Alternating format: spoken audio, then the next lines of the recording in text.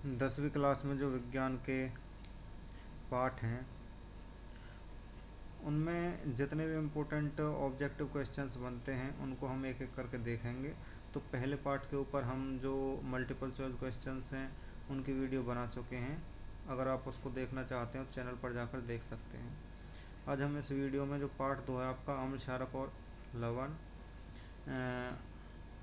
इस वीडियो में हम इसके क्वेश्चंस देखेंगे। तो चलिए देखते हैं। इसमें जो पहला क्वेश्चन है इसमें आपसे पूछा गया है अपच का उपचार करने के लिए निम्न में से किस औषधि का उपयोग होता है। तो यहाँ पर आपको ऑप्शन दिए गए हैं हाइड्रोक्लोरिक अम्ल, सल्फ्यूरिक अम्ल, एंटासिड और अगला है इनमें से कोई नहीं। अब देखिए इस क्वेश्चन को पहले हम देख लेते हैं इसमें क्या पूछा गया है। इसमें आपसे पूछा गया है जो अपच, जो मतलब एसिडिटी बन जाती है पेट में, उससे बचने के लिए किस औषधि का उपयोग किया जाता है। ऑप्शन दिए गए हाइड्रोक्लोरिक अम्ल, सल्फ्यूरिक अम्ल, एंटासिड। तो इसका जो सही उत्तर है वो होगा एंटासिड। एंटासिड एक तरीके से एंटी एसिडिक दवाई होती है जो जब हमारे पेट में एसिड बनता है तो उसको न्यूट्रलाइज करने के लिए एंटासिड की दवाई दी जाती है।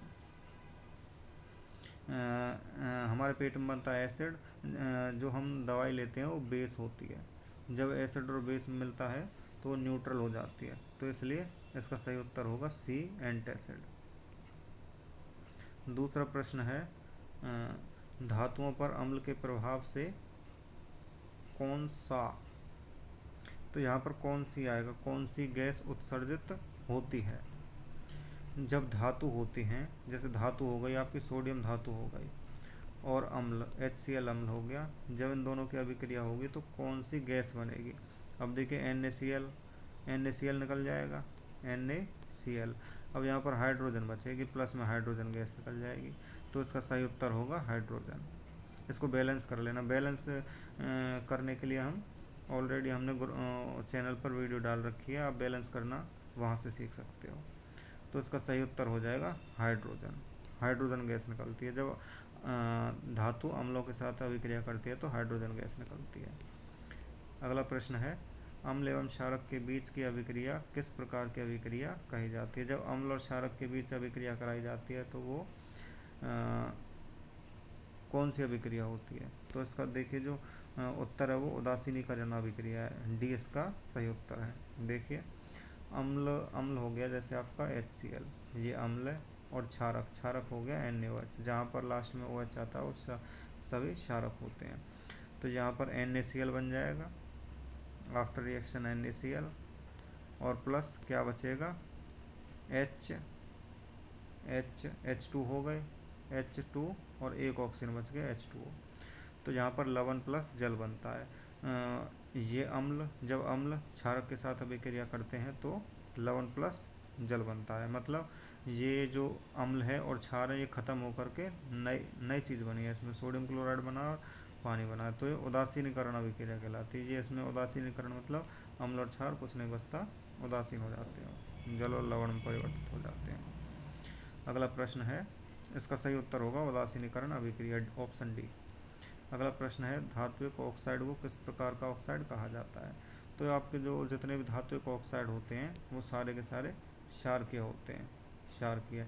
जैसे आपसे ये ऐसे पूछा जा सकता है ZnO, तो ये क्या है। तो आपको ये देखना है, ये धातु ऑक्साइड है। Zn धातु होती है, जिंक धातु होती है, इसके पीछे ऑक्सीजन लगा हुआ है तो ये ऑक्साइड हो गया।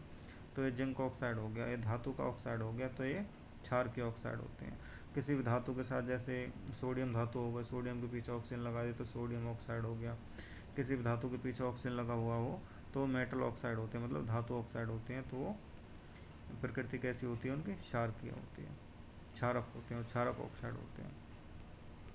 अगला प्रश्न है अधात्विक ऑक्साइड को कहते हैं। जो अधात्विक ऑक्साइड होते हैं, पिछला वाला प्रश्न में तो पूछा गया था आपसे धातु ऑक्साइड क्या होते हैं, तो इसमें पूछा गया अधातु ऑक्साइड को कहते हैं। अधात्विक ऑक्साइड उनको क्या बोलते हैं, तो ये उनको बोलते हैं उभयधर्मी ऑक्साइड। उभयधर्मी ऑक्साइड का मतलब होता है जो अधात्विक ऑक्साइड होते हैं, जैसे अधातु हो गई आपकी नाइट्रोजन गैस, जितनी भी गैसेज हैं आपकी अधातु हैं, गैसेज अधातु होती हैं, तो अधातु का ऑक्साइड जैसे नाइट्रोजन ऑक्साइड हो गया, सल्फर ऑक्साइड हो गया। तो ये सारे के सारे आपके अधातु ऑक्साइड हैं। अधातु ऑक्साइड आपके उभयधर्मी होते हैं। उभयधर्मी का मतलब ये अम्ल की तरह भी बिहेव करते हैं और एक सेकंड, हाँ, तो ये अम्ल की तरह भी बिहेव करते हैं और एक सेकंड, हाँ, तो हम बता रहे थे इसमें अधातुक ऑक्साइड क्या होते हैं, तो ये होते हैं उभयधर्मी ऑक्साइड। उभयधर्मी ऑक्साइड वो होते हैं जो अम्ल की तरह बिहेव करते हैं और क्षार की तरह बिहेव करते हैं, तो इसमें दोनों गुण पाए जाते हैं। तो अधातु ऑक्साइड होते हैं उभयधर्मी, और धातु ऑक्साइड क्या होते हैं, धातु ऑक्साइड होते हैं क्षारकीय, और अधातु ऑक्साइड हो जाएंगे आपके उभयधर्मी। अगला प्रश्न है, तनु HCl से होकर विद्युत धारा प्रवाहित करने पर कौन से आयन बनते हैं। अब देखिए यहाँ पर जब अम्ल में से विद्युत धारा गुजर जाती है तो इसमें हाइड्रोजन आयन बनते हैं। ऐसे पूछा जा सकता है H पॉजिटिव आयन बनते हैं, O नेगेटिव आयन बनते हैं, तो इसमें H पॉजिटिव आयन बनते हैं, मतलब हाइड्रोजन आयन बनते हैं इसमें। जब अम्ल में से विद्युत धारा गुजर जाती है तो इसमें हाइड्रोजन आयन बनते हैं, मतलब H पॉजिटिव आयन बनते हैं।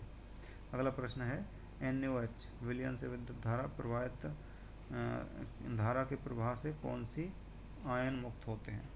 ये देख लेना, थोड़ा सा टाइपिंग एरर है, यहाँ से इसको देख लेना। तो इसका जो सही उत्तर होगा OH नेगेटिव आयन होंगे। जितने भी क्षारक होते हैं इनके पीछे OH, कहीं पर भी OH लगा दिखाई दे जाए तो उसका मतलब वो क्षार है। अब देखिए जो क्षारों में से जब विद्युत धारा गुजर जाती है तो इसमें से OH नेगेटिव आयन बनते हैं। क्या? OH negative ion. तो इसका जो ऑप्शन बी है ये सही उत्तर होगा। अगला प्रश्न है, किसी उदासीन विलयन का पीएच मान कितना होता है। जो उदासीन विलयन होता है इसका जो पीएच मान होता है वो 7 होता है। 7 से कम क्या होता है, जितने भी पदार्थ हैं, अगर किसी का पीएच 7 से कम है तो अम्लीय होगा, 7 होगा तो उदासीन होगा, 7 से ज़्यादा होगा तो क्षारीय होगा।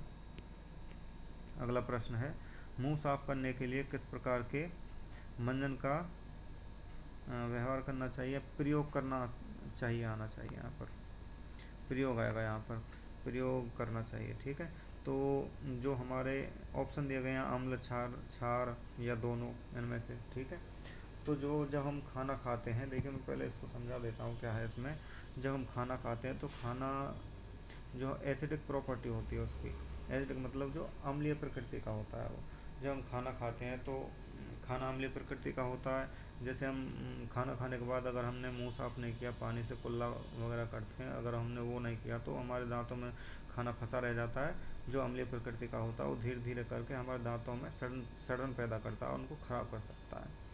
इसलिए जो हम मंजन करते हैं तो क्षारीय प्रकृति का होना चाहिए। खाना होता है अम्लीय प्रकृति का, क्षारीय प्रकृति का जब हम पेस्ट करेंगे, मंजन करेंगे, तो अम्ल प्लस क्षार क्या बन जाएगा, उसको उदासीन कर देगा। उदासीनीकरण अभिक्रिया का उदाहरण भी हो जाएगा। ठीक है, तो मंजन कैसा होना चाहिए, क्षारीय होना चाहिए, क्षारकीय दंत मंजन का प्रयोग करेंगे। ठीक है, अम्ल प्लस क्षार क्या बनता है, लवण प्लस जल बनता है।